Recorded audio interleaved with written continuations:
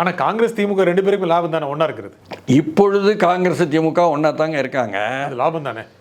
லாபம் நட்டம் என்பது அடுத்த சட்டமன்ற தேர்தலில் திமுகவுக்கு எதிரான ஆன்டி இன்கம்பன்சி ஃபேக்டரு, ஆட்சிக்கு எதிரான மனோபாவம் கூடுகிறது. கூட போனால் நாமும் கூட பொழிஞ்சு போவோம் என்று நினைக்கும் கட்சிகளெல்லாம் மாற்ற தேடுவாங்கல்ல.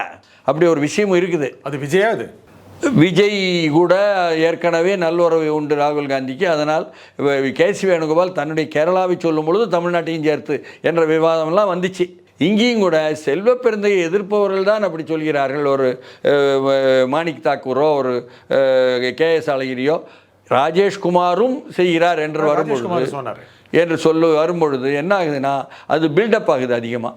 அதனால் நீங்கள் என்ன தான் செஞ்சாலும் இந்த இடத்தில் விஜய் என்பது ஒரு வலு கூடுகிறது அரசியல் ரீதியில் என்பதாகத்தான் அதனுடைய விளைவை பார்க்க வேண்டியிருக்கும் என்பது தான் தெரிகிறது.